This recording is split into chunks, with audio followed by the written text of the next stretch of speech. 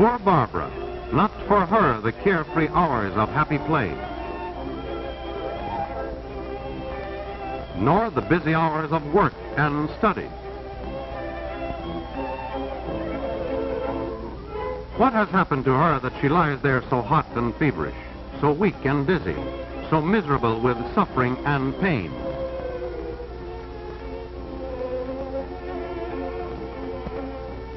Our body is just like a little country that has been invaded by an enemy army.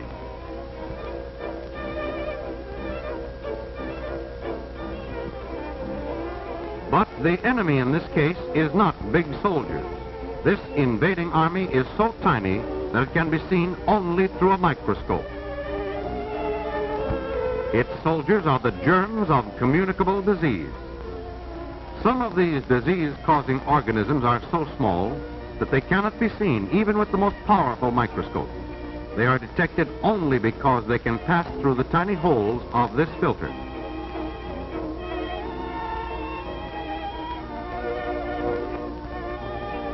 A communicable disease is one which can be caught from someone else. This means that the germs have to leave the body of a sick person and enter the body of one who is well. The usual gateway by which they enter is through the mouth or nose.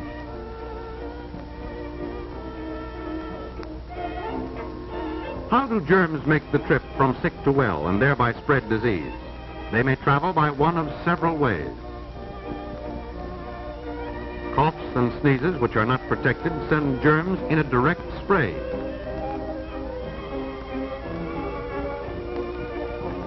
Kissing also gives germs a direct, short trip. The public drinking cup is a favorite means of travel. Water, as we find it in nature, may have harmful germs in it. If we drink such water without first boiling it, we are giving these germs a free ride into our bodies. Milk is the best food there is for us. But if it comes from unhealthy cows, in dirty surroundings, or is handled by people having a communicable disease, it can become a good conveyor of germs. Rats and some insects, particularly the fly, are of great help to germs of certain diseases by carrying them from filth to the food we eat.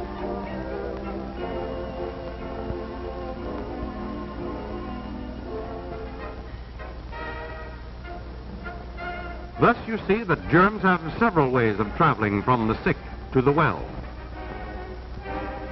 As individuals and as a community, we can do many things to halt this movement of germs and prevent the spread of disease. A healthful community must have a safe water supply.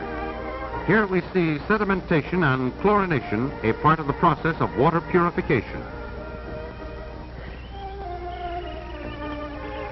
In rural areas, a safe water supply requires a properly constructed well located on higher ground and at a considerable distance from the toilet.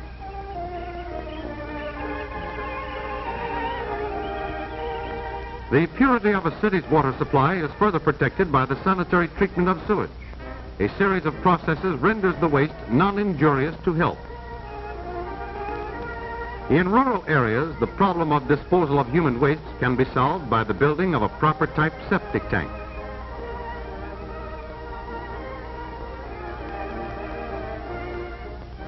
Or, if this is impractical, by building properly constructed sanitary toilets.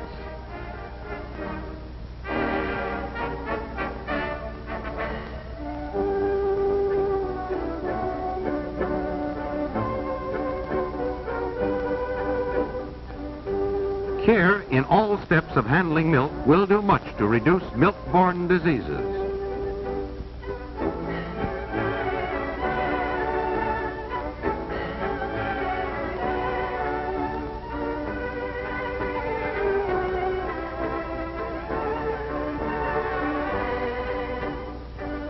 Cleanliness in the dairy, healthy cows, clean and healthy milkers,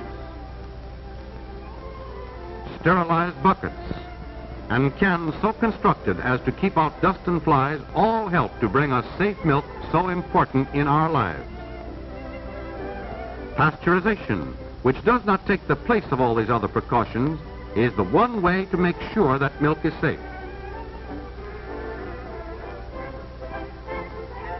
Anti-fly measures, particularly the disposal of breeding places, will help halt one of the most important ways by which germs travel. Tight-fitting screens are effective not only against flies, but also against mosquitoes.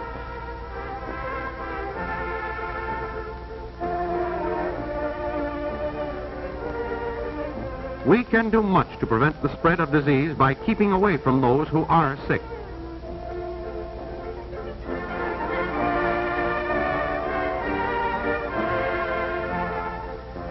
Common sense tells us to stay away from indoor crowds whenever communicable diseases are prevalent.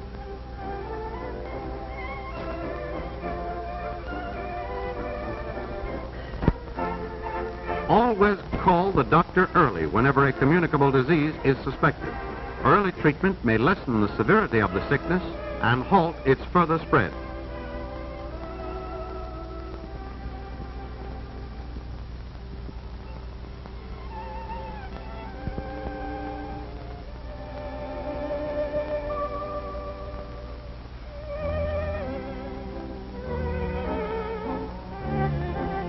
It is the duty of anyone suffering from a contagious disease to remain at home until the doctor feels it is safe for him to go out among other people.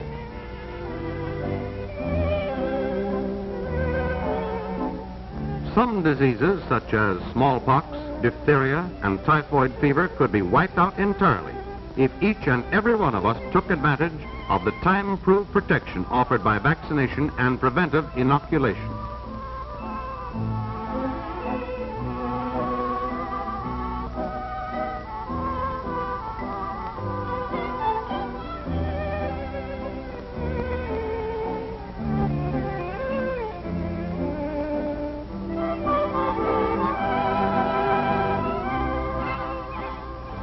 One of our best weapons in preventing the spread of disease is cleanliness, which is particularly important when there is a communicable disease in the house.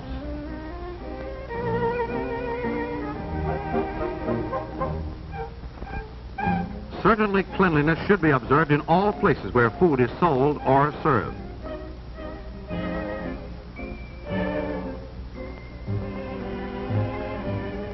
All dishes used by the public should be sterilized.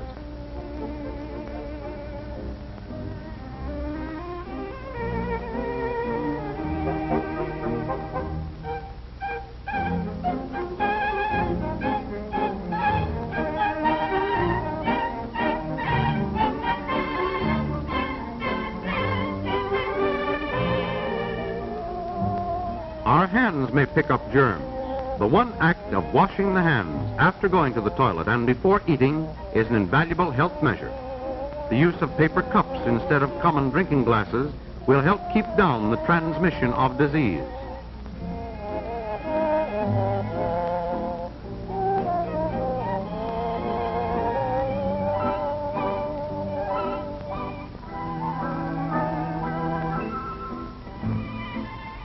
We cannot keep all germs from entering our bodies, but wise old nature has placed within us natural forces capable of fighting the invading armies of disease.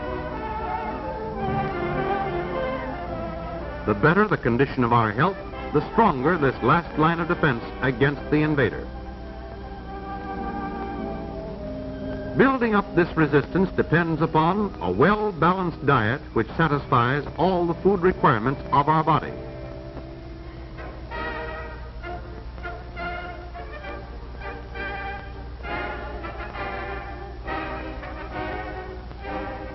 Outdoor exercise in the fresh air and sunshine.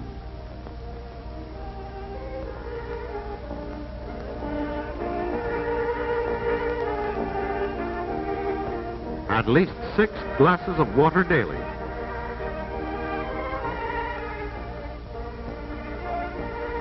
And plenty of rest. At least 8 hours of sleep every night. Every step we take to prevent the spread of disease means increased happiness and greater living efficiency for all of us.